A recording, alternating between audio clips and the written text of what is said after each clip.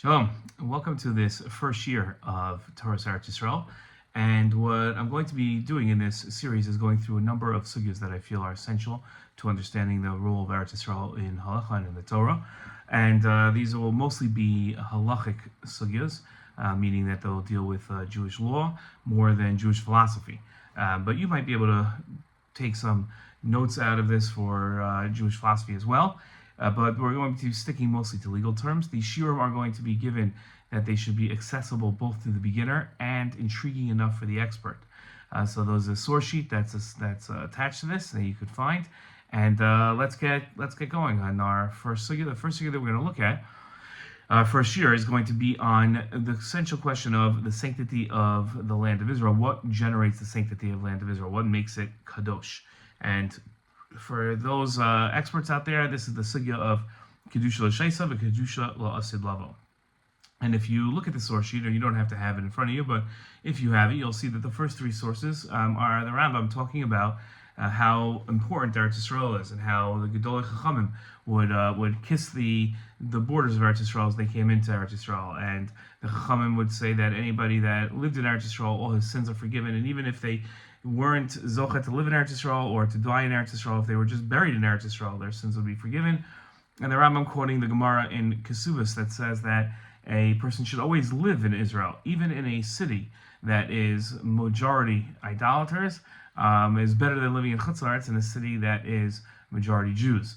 And when the first source that we're really, the first question that we're going to have is what makes up the uniqueness of Eretz Yisrael? What causes its kedusha? And is its kedusha unique to is synonymous with its uniqueness, or are those two separate ideas? And the first Gemara that we're going to look at is the Gemara in Erechin that quotes a debate about whether kedusha rishona is kidsha l'shaisa, v'lo kidsha l'asid lavo, or like Rabbi Shmuel, the son of Rabbi Yossi's opinion is that as soon as Yoshua came in, so all the mitzvahs were obligatory, and that was kedusha rishona, which is kedusha l'shaisa, and kedusha l'asid lavo. What does this mean? So, if you look at source number 5, Rashi explains that kedusha rishona refers to the first sanctification of the land of Israel, was when the people from Mitzrayim, the Jews that were freed as slaves in Mitzrayim, came up and came into Eretz Yisrael. That was with Yoshua. They are called Olei Mitzrayim, those that came up from Mitzrayim, from Egypt. That's how we'll refer to them. And the Rashi says, Misha, that those people, that's kedusha rishona. And the question is whether or not that kedusha that they imbued, those Jews when they came into Israel and conquered Israel, and during the times of Yoshua, whether they instilled a eternal kedusha to the land of Israel, or was that kedusha temporary in nature? And then, as the first opinion says, as Rabbi Shmuel says, that opinion says that kedusha was eventually batal, right? So Rashi says batal she'ein kedusha sa'aretz no hages behen, that kedusha of Eretz Yisrael, once the first base of Mikdash was destroyed and the Jews were sent into exile into Bavel, so that kedusha no longer was in Eretz Yisrael. The Eretz Yisrael was no longer kadosh, and it no longer had the din of arichoma. B'shebatla kedusha Eretz Yisrael, and the Chorban Arishon was when it was mevotal. Now, does that mean that the kedusha is gone? It's completely gone. So according to one opinion, yes. According to another opinion, no. Once Yeshua was mekadosh the land, it lasted forever. The kedusha shniya, okay, is the times of the second base of Mikdash, and that kedusha shniya is what is the kedusha that we have to today. That was an eternal kedusha. So that's the debate in the Gemara, whether or not the first kedusha, the kedusha of Yoshua and the Olei Mitzrayim, imbued into the land when they were mekadosh the land, did that last forever, or is it only the kedusha that lasts forever is the one that Ezra and Nehemiah and the Jews that came up from Bavel when they built the second base of Mikdash, that's what lasts forever. Okay, now we have a strange Gemara that's difficult to understand until we understand our sugya. So it adds to our questions here. This is a Gemara in Chagiga, in source number 6. It says, Kach mekubani me Rabbi Yochanan ben Zakkai, sheshama me Rabo, v'Rabbo me Rabo, Hilchasa Moshe Messinai, Ahunamo of Ma'aser Maiserani B'Shvius. My time. Habre Krachim Kavshu Oli Mitzrayim. Lo Kavshu Avoli Bavel. V'Neshu Kedusha Rishona Kachel Shaisa. V'Lo Kachel Asilavo. V'Yinucham Kadesh Yismechu Aleim Aniyim B'Shvius. So when there were a lot of lands that the Jews from Mitzrayim and Yoshua conquered, that the Olei Bavel never moved into, and they were not Mekadesh of those lands. And the question is, why weren't the second Jews, the Olei Bavel, why weren't they Mekadesh? Why didn't they sanctify just as many lands as Yoshua in the first place? And what they were worried about was that there were a lot more poor people in the times of the second Beit HaMikdash than in the first. And those poor people had trouble, affording the mitzvahs that are noeg in Eretz Yisrael, the mitzvahs hatuliyos ba'aretz. There are mitzvahs that are agricultural mitzvahs that exist only in Israel, and if the entire land was Mekadesh, then you'd have to keep it there. That's what the consequence of being Mekadesh the land is. Now you have to give you have to follow those mitzvahs, and if they did that to all the other lands, the lands that the Olei Mitzrayim had done. So then what would happen is the prices would rise, and the poor people would not be able to afford to eat. So what they did was, there were lands that Ezra and Nehemiah, when they came up from Bavel, they were purposely did not sanctify those lands, so they wouldn't have Kedusha, and therefore you didn't have to keep the mitzvahs hanoeges ba'aretz, the mitzvahs hatuliyos ba'aretz, the mitzvahs that are only done in Eretz Yisrael, and the poor people could benefit from the low prices. So this opens up an interesting question for us. How could parts of Eretz Yisrael not be kadosh? Okay, and this goes to earlier questions, which is trying to understand what it means that the land of Israel, like the Kedusha Rishona, is only temporary, that Yoshua's Kedusha that he imbued in the land is only temporary. And how do we understand the debate between the two sides that say that it's only temporary and no, it lasts forever? And what does it mean to be Mekadesh the land? What does it mean to sanctify the land? How can people sanctify a land? And how could parts of Eretz Yisrael not be kadosh if it's Eretz Yisrael? And what's the status of the land promised to the forefathers? Right, there's a lot of land promised to the forefathers that were not Mekadesh. So if they were not made kadosh, what's the status of those lands? Is that part of Eretz Yisrael? Is not part of Eretz Yisrael? Okay. The Gemara says that Tanya Seder Olam, right? We have a Gemara that quotes a work called Seder Olam. Asher Yashua Secha v'Yirshta Yerusha Rishona v'Shniya Yesh Lam v'Shlishis Ein Lam. Okay, that it talks about a Yerusha that the Jewish people are going to have over the land, and in the third Beis HaMikdash there's no Yerusha. So this is Rashi's going to explain what this Gemara is talking about. He says, "B'mei Yeshua have a Yerusha, v'chein Mishniya to b'mei Ezra." The Shigalu Golos Rishona but Kedusha Saretz. But when Rashi's explaining that when the Kedusha of Eretz Yisrael, when the Jews of Eretz Yisrael in the first Beis HaMikdash was destroyed and they were sent into exile, so then there was no Kedusha to Eretz Yisrael at that point. And that's what Rashi explains here. Okay, now the Rambam is going to we're going to go look into the Rambam. The Rambam is very prolific on this topic and helps us out understand a lot. And he also sets up a lot of principles that we're going to see are not accepted by everybody. This is not we do follow the Rambam. Most people follow the Rambam on this.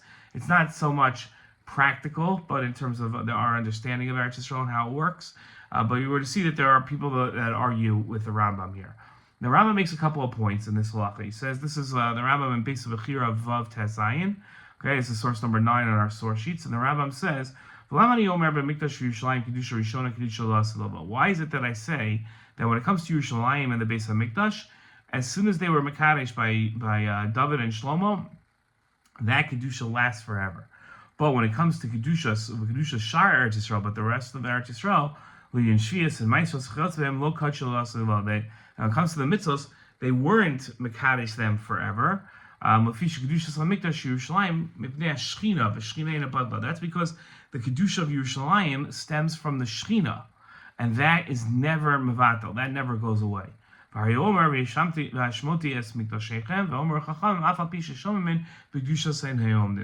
even when they're destroyed, their Kedusha still lasts. But that's different than Eretz Yisrael, because the Rambam says like this, says, Aval, Chiyuv ha'aretz shv'shviyas u'maishos ein el nei shehu kadosh rabim. וכיוון שניחחה הארץ מידיהם, בטל הכיבוש ונפטרה מן התורה, ממעשרות ומשביעס, שאינה מן Eretz Yisrael. Listen to this. This is going to be difficult to hear, but he says as follows. He says that the reason why we don't say that the Kedusha of Eretz Yisrael lasts forever is because when the Jews from Mitzrayim came up and Yeshua came up and they conquered the land, it was done by what's called kivush rabim. It was done by conquering the land on behalf of the congregation of the community of Israel, the nation of Israel. Now, once it was, that's how the kedusha was imbued, was through kivush, was through conquering, and once we were conquered, so then our hold on the land, our sanctity on the land disappeared, because it only came through conquering, and now our conquering was negligible, right? It was negated. So there's nothing that really imbues the kedusha. And says the Rambam, it's not considered Eretz Yisrael. Sha'arina min Eretz Yisrael. But when Ezra came after the destruction of the first Beis HaMikdash, and Ezra came to build the second Beis HaMikdash after the Purim story, he did not take over the land by kivush. He didn't conquer it. Rather, the Persians said that they could keep the land. Okay, this is Daryavish, and once he was allowed to conquer the land, he did so by what's called chazaka. He just sat on the land and said, "This is ours," and there was nobody that could argue with him, because the one that had control of that land, that was the Persians. They said that it's now yours. So therefore,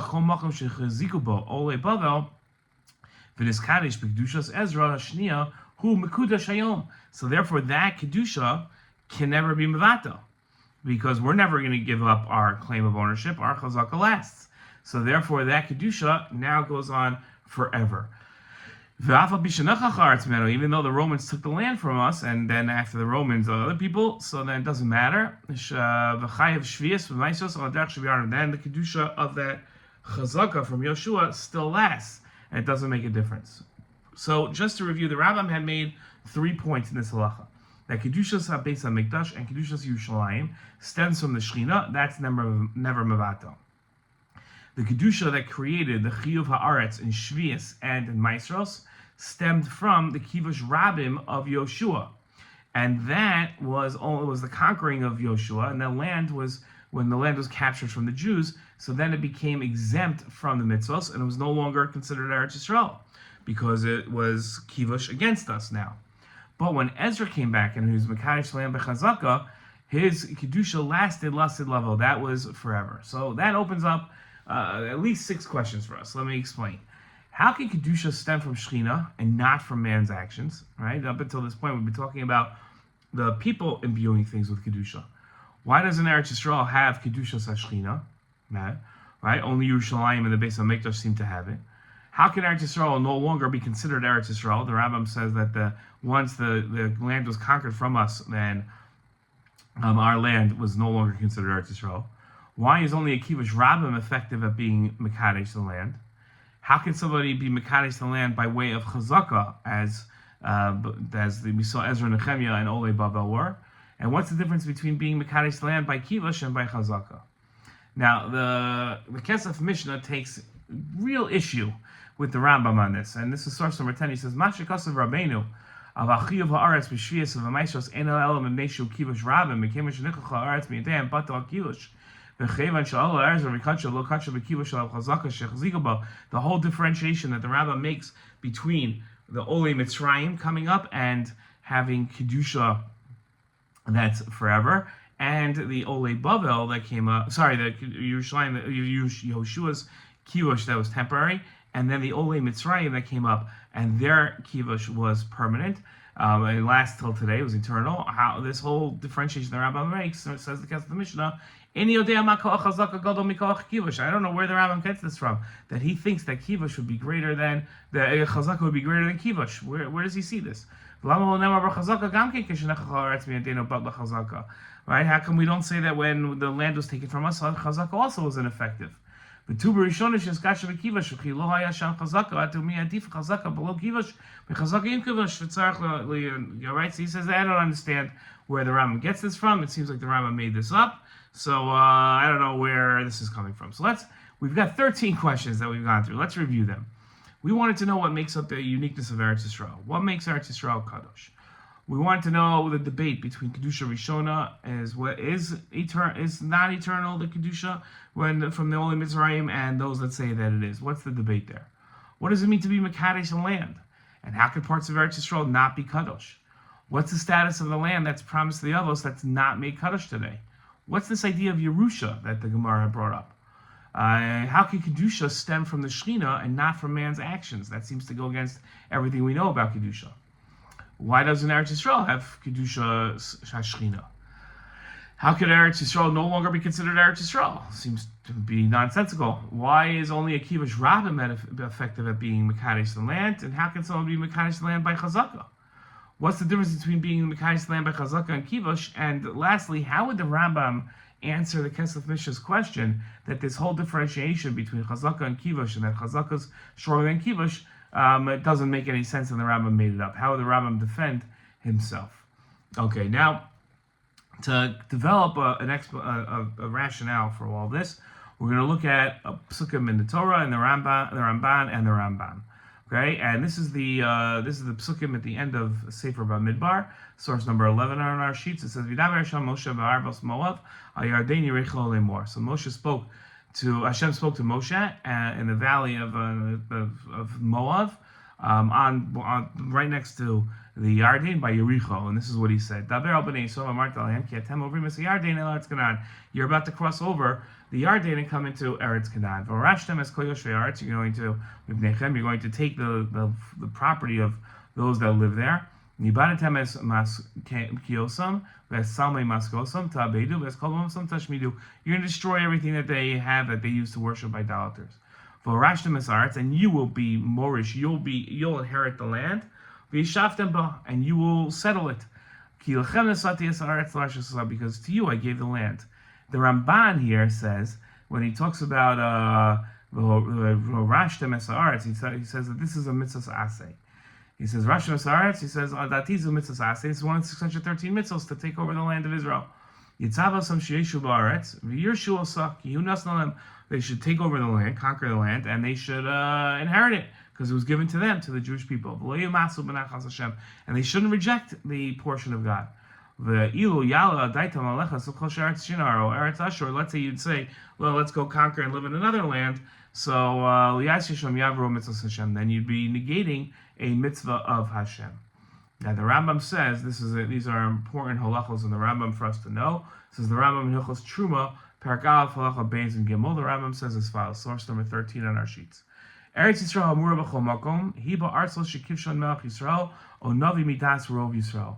The land of Israel that was conquered, that we talk about all over, and that was conquered by a king or a navi. It has to be conquered by a king or a navi with the knowledge that they're doing this on behalf of the Jewish people.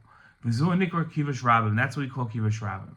But aval yachid miyisrael mishpacha o shevet. Let's say you have just one Jew or a family or one of the tribes. Halcha b'kaf shalatzma makom afilu min haaretz shesal Avram eino nikra Eretz Yisrael kadei shinhagu kol mitzvos.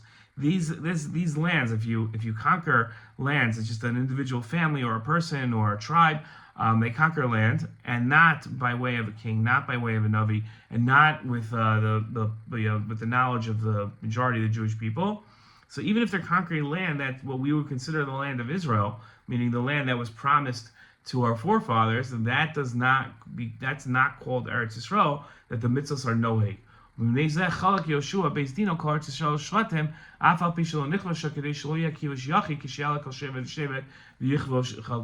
Yeshua was very careful right at the beginning of coming into the Eretz Yisrael. He handed out the land so nobody would ever be able to say, oh, that was kivush yachid, that was only an individual that conquered the land and not the rabbin.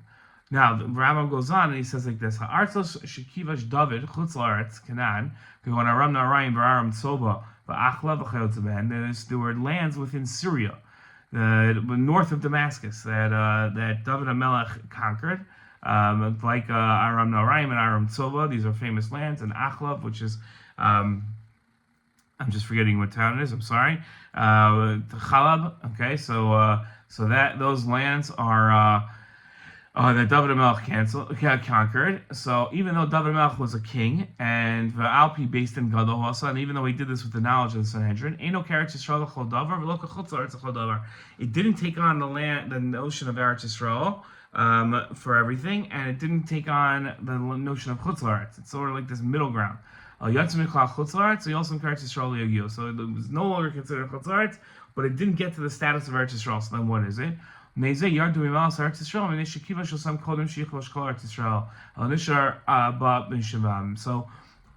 was lower in its level of kedusha than Eretz Yisrael, but higher than the other nations.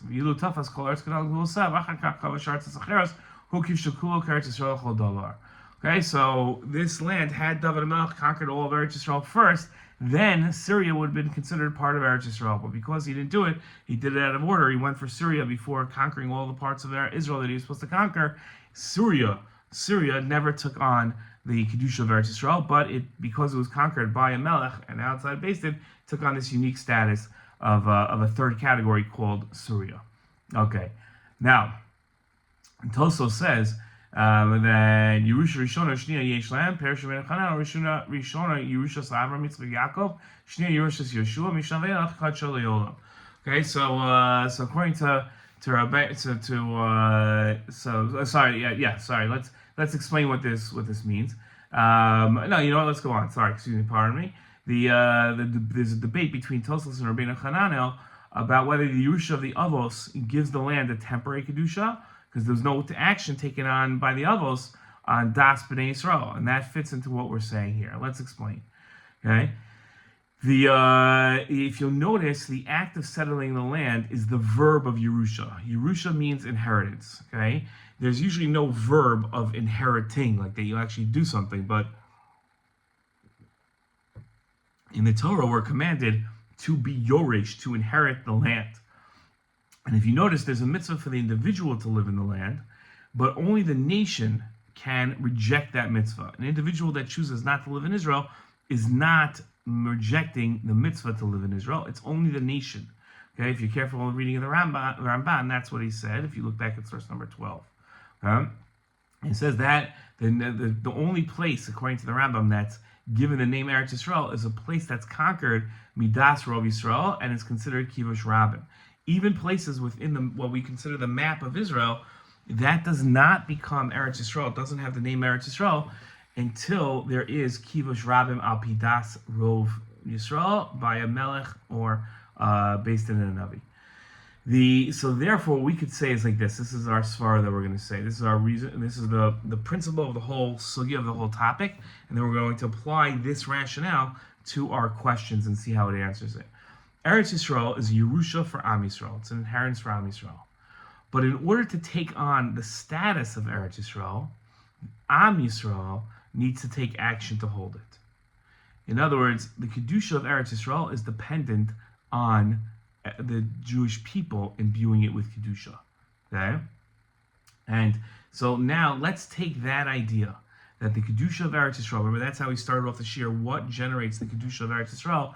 Let's take that idea and bring it to our questions. And ask the question, what makes up the uniqueness of Eretz Yisrael? Okay? And now we could say, we look at source number 16, Eser Kedusha say in Eretz Yisrael, Kedusha Mikol Artzos. There are 10 levels of Kedusha. Eretz Yisrael is more Makadosh than the other lands. And Mahi Kedusha Sa, what's its Kedusha?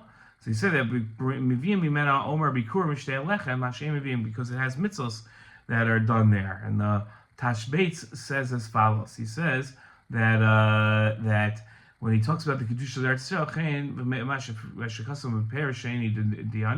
the Chol Hadar Eretz Yisrael Nasul Nimchal and the Kekvar can never tachas mizbeach in every yard in the Chlal Bazet Marayam Yimash Lo Zacha Moshe cover Eretz Yisrael Afa Bishanikvar Bechel Gad.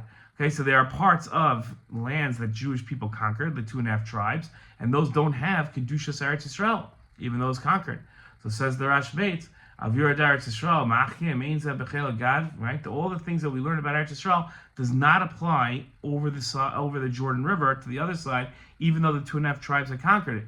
Shein and Nevuah Shorel, Nevi'im El Eretz Yisrael, Ein Zeh Bechel Gad, Ruvain, Detrei, and Yadininu, Kedusha Shechina, Kedusha Mitzvos, Kedusha Shechina, Him Yucheres Beivar Yardain, Yama Kedusha Mitzvos, Bein Bezu, Bein Bezu. So You do have mitzvos that are commanded over there, but the kedusha doesn't happen unless it's in Eretz Yisrael. The Ramban says, "V'hinei Hashem hanichbad hu Elokei Elokim Adonai Adonim b'chol olam aval Eretz Yisrael emsos hayishuv hi nachlas Hashem yuchedes l'shmo lo nasan alei min amlachim katzin shoter Moshe." Okay, so there's a philosophical notion that what gives Eretz Yisrael its uniqueness is that Hashem treats the land differently. But there's another idea that either that the land it gets its uniqueness from the fact that Hashem set it aside. Its uniqueness could come from the Jewish people being mekadesh it, or it could be from the way Hashem treats it. That's the uniqueness of the land, but not what creates its kedusha. Okay, and that's the debate about whether or not the kedusha of Yoshua lasts forever. Okay, centers around whether another nation taking the action of the Jewish people can really negate the Jewish people's claim on the land. Does that take away the Kedushas Haaretz? Because the Kedushas Haaretz is inherently tied in to the Jewish people's claim on the land. And what does it mean to be Mekadesh to the land? What does it mean to sanctify the land? So that means that what we're doing is the Jewish people, when they come onto the land, they are establishing the land as the Jewish people's lands for the sake of the mitzvos. That's what it means to be Mekadesh to the land. That Jewish people step onto the land and they say, we're now sanctifying this for the sake of the mitzvos that are dependent on the land. So, and that goes on to our next question. If we asked, how could parts of Eretz Yisrael not be kadosh? How could you have parts of Eretz Yisrael not be kadosh? So if the land is sitting in potential to be Eretz Yisrael, but the Jewish people never took it as their land for mitzvos, then it can't be considered kadosh, because they've never been mekadesh to the land. This idea that we have, that Eretz Yisrael is inherently kadosh, is inconsistent with what we're seeing here in the sugya. The land is not inherently kadosh. It wasn't created kadosh. It's only the Jewish people that take actions, they make it kadosh. So you could have land that's designated as the land of Israel, that in potential sits there, could be kadosh, but it's not kadosh until the Jewish people make it kadosh. So the land that was promised, this is our next question, to the Avos, but was never made kadosh, right?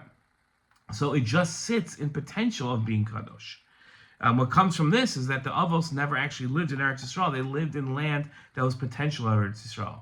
And at Yerusha, we asked the question about the Gemara's emphasis on Yerusha, and our command is to be Yoresh. The Yerusha is property that sits and it's set aside, but it's not taken by the recipient. It has to be taken by the recipient. And how can Kedusha stem from the Shechina, not from man's actions? By Yerushalayim, we're going to have a whole shiur on this, but we'll see that it's dependent on Shlomo HaMelech's actions. Okay? Why doesn't Eretz Yisrael have Kedushas HaShechina? Because Eretz Yisrael wasn't Mekadesh through Hashras HaShechina. It wasn't done through the Shechina. That would have been ineffective. Eretz Yisrael, in order to be conquered, had to have Kedusha imbued by people. How could Eretz Yisrael no longer be considered Eretz Yisrael? The Rambam had written that after the destruction of the first of Beis HaMikdash, Eretz Yisrael is no longer considered Eretz Yisrael because Kedusha is no longer effective. Once its Kedusha is Mevatel, then it's not Eretz Yisrael anymore. Eretz Yisrael is defined by its Kedusha. Why is only a Kivush Rabbim effective at being Mekadesh the land? It's only a Kivush Rabbim that effectuates its purpose as a land for the Jewish people. That's it. Okay, and how can someone be Mekadesh the land by Chazaka? What's the difference between being Mekadesh the land by Chazaka and Kivush? Okay, and how would the Rabbim answer the Kesef Mishra's challenge? So the Rabaz is going to explain this to us, all these questions, and he's going to explain. V'in Tomar, let's look inside source number 22 here.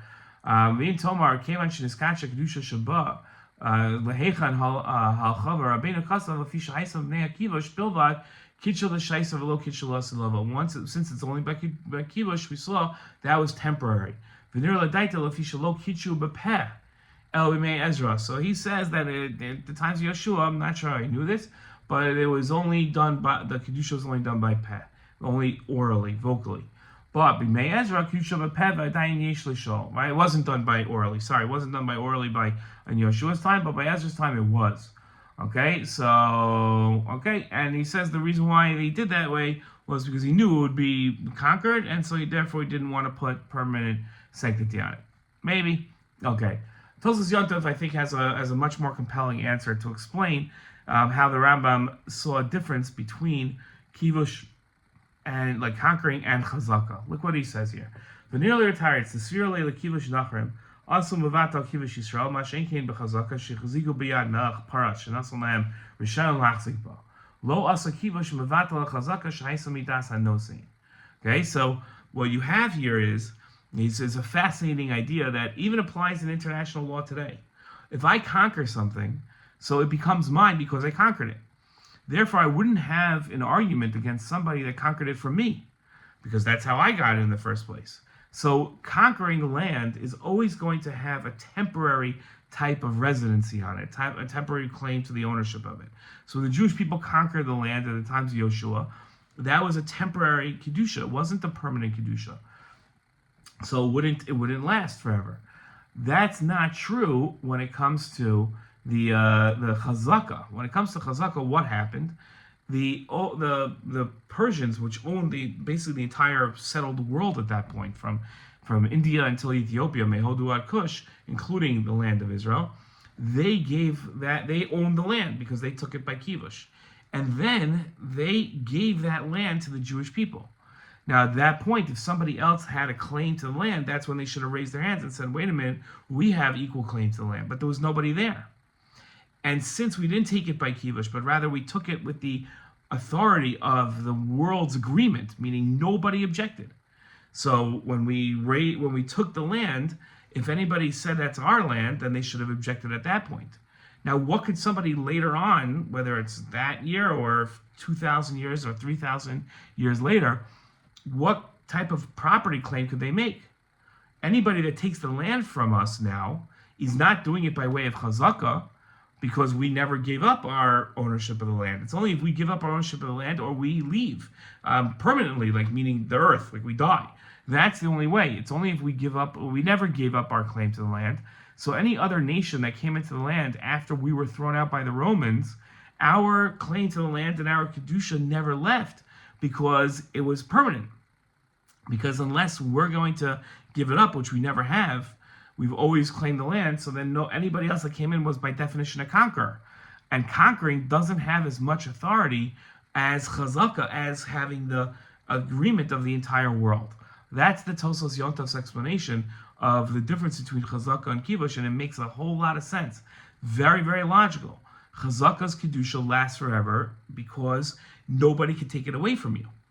If somebody could have taken it away from you, they would have done it when it was given. So that wouldn't make any sense. So what we've come to, just to summarize our points here, we've come to understand is that the kedusha of Eretz Yisrael, the sanctity of Eretz Yisrael, is not imbued divinely. It's not inherently sanctified, but rather it is man that creates the kedusha of Eretz Yisrael, and that's consistent of everything else we know of kedusha in this world. Kedusha in this world, let's say kedusha of a Sefer Torah, is brought on by the sofer, the scribe that writes it. It doesn't inherently have kedusha. In fact, if a heretic writes a Sefer Torah, we throw the Torah out. It doesn't have kedusha, even though it's a perfect Torah. It seems like a perfect Torah. You need to have a person come along and be mekadesh something for it to take on kedusha in this world. Okay, that's the shiur. I hope you enjoyed. I hope you learned a lot. If you have any comments, please leave them. Love to hear them. Shalom.